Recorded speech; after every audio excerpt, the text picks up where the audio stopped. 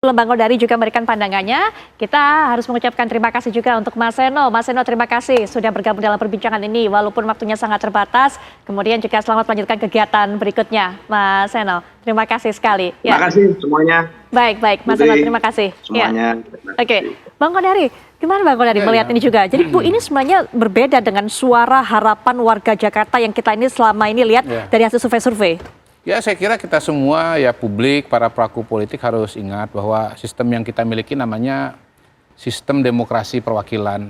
Jadi demokrasi itu tidak sepenuhnya selalu dijalankan secara langsung, tetapi juga diwakili oleh partai politik. Dan jangan lupa ya, kalau partai politik misalnya dianggap cedera atau berbeda dengan rakyat, sebetulnya partai politik ini kan ada di sana pilihan rakyat juga gitu.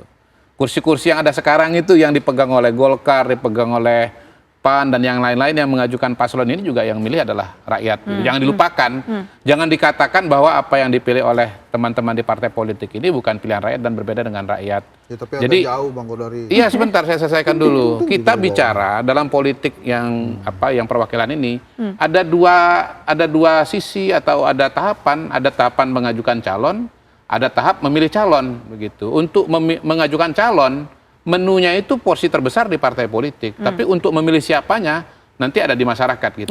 Itu keniscayaan dari sistem demokrasi modern ya. Kita kan bukan sistem demokrasi ala Athena yang penduduknya masih sedikit yang bisa langsung. Saya kira pasti semua sistem itu ada lebihnya, ada kurangnya. Itulah kondisinya. Tetapi begini juga, saya Mas Seno udah pergi ya.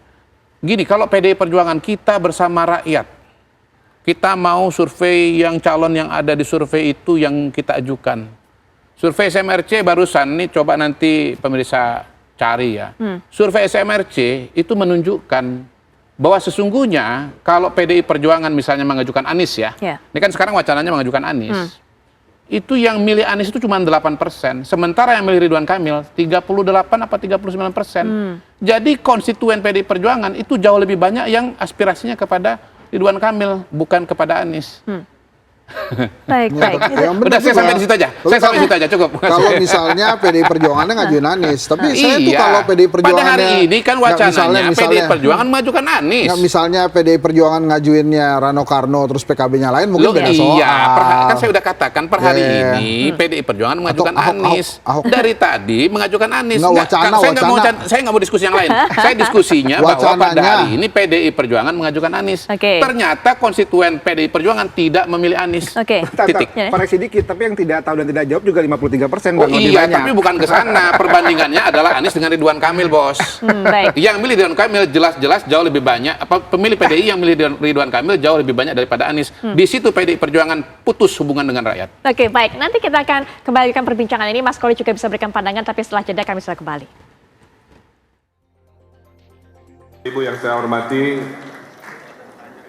satu hal yang paling utama dan paling mulia adalah kami berdua menghaturkan terima kasih ya, atas segala dukungan sampai ke panggung detik ini yang semua mencermati sangat-sangat tidak mudah.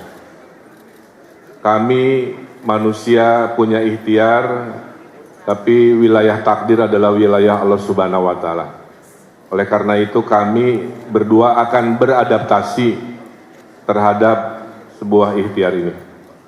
Yang kedua, kami mohon doa restu dari semuanya, karena tidak ada kesuksesan tanpa kebersamaan, tidak ada kejayaan tanpa kekompakan, dan tidak ada keberhasilan tentunya tanpa kebersatuan. Oleh karena itu kami melihat 12 partai ini, Pak Muzani, adalah simbol dari rekonsiliasi.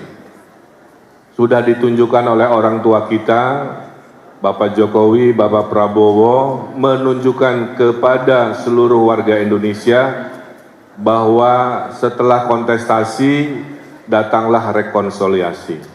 Nah, di skala wilayah inilah yang ingin kita tunjukkan. 12 dari partai politik ini menunjukkan semangat yang sama. Ada 3 hal yang sedang dan akan berproses. Negosiasi, administrasi politik sedang kita lakukan. Tahap keduanya adalah kontestasi politik. kami akan menyampaikan gagasan-gagasan dan berharap warga Jakarta bisa menerima gagasan apa itu Jakarta Baru dan apa itu Jakarta Maju selama 5 tahun ke depan. Dan yang ketiga adalah setelah negosiasi politik, kontestasi politik adalah kerja-kerja politik. Kami akan bekerja keras, bekerja ikhlas, bekerja tuntas, bekerja berkualitas untuk mewujudkan apa tadi yang sudah disampaikan. Saya juga secara akal sehat mengatakan, semua gubernur-gubernur terdahulu sudah melakukan kerja-kerja yang baik.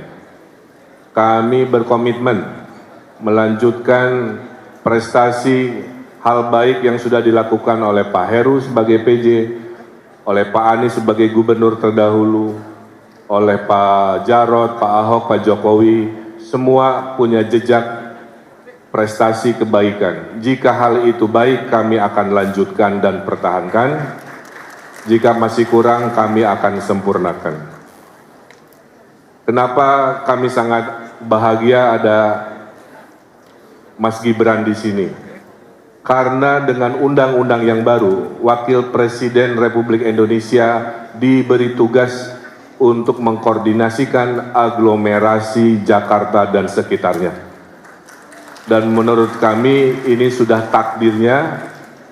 Saya dulu sebagai Gubernur Jawa Barat tidak mudah mengorganisasikan yang namanya COVID, pergerakan manusia, pergerakan barang jasa, hanya gara-gara dibatasi oleh wilayah politik. Nah, mudah-mudahan dengan Undang-Undang DKJ, Daerah Khusus Jakarta, kita semua tentunya akan melahirkan sebuah kemajuan yang kita banggakan, disupervisi oleh Wakil Presiden kita. Saya tutup dengan pantun, karena tadi MC sudah menyampaikan pantun. Ke Mangga 2, belajar wilayah Jakarta ya. Ke Mangga 2, beli es selasih. Ke Pasar Baru, membeli baju. Kami berdua menghaturkan terima kasih. Mari hadirkan Jakarta Baru untuk Jakarta yang lebih maju. Naik taksi ke pasar ikan, pergi bertiga di akhir pekan. Kontestasi pilkada harus kita menangkan. Setelahnya Jakarta kita maju sejahterakan. Baik, di segmen terakhir perbincangan ini saya hanya bisa memberikan waktu yang sangat sedikit kepada para narasumber untuk memberikan pernyataan penutup. Mas Khalid terlebih dahulu, termasuk juga bagaimana menjawab pandangan, ada juga pandangan masyarakat yang mengatakan bahwa calon yang diusung ini bukanlah sesuai dengan harapan warga Jakarta. Mas Khalid silakan. Ya, tentu Partai Keadilan Sejahtera melihat bahwa dalam kandidasi ini kita mempertimbangkan dua hal. Pertama adalah bagaimana fungsi partai politik dalam proses kaderisasi kepemimpinan. Yang kedua adalah bagaimana aspirasi konstituen juga kita perhatikan. Itulah kenapa PKS berikhtiar semaksimal mungkin pada opsi yang pertama kita inginkan Anies Sohibul Iman itu bisa berlayar.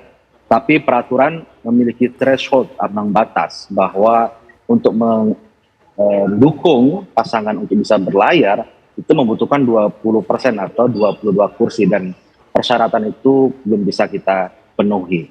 Dan oleh karena itu kita memiliki opsi kedua, dan opsi kedua ini juga opsi yang sangat bagus. Dengan adanya calon seperti Pak Ridwan Kamil, Kang Emil memiliki rekam jejak sebagai seorang pemimpin daerah, dari wali kota, kemudian gubernur, dan kami juga memiliki kader terbaik yang memiliki rekam jejak sebagai seorang pemimpin di pemerintahan pusat sebagai menteri.